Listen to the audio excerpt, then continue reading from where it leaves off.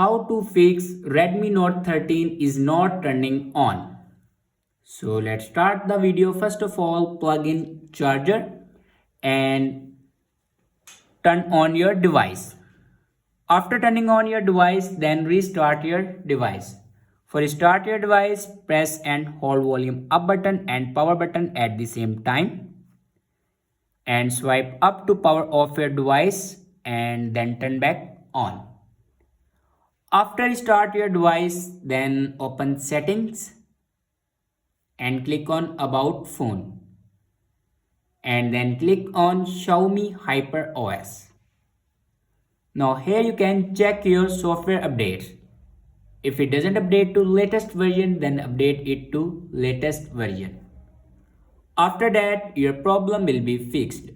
I hope this video is helpful for you. Thanks for watching.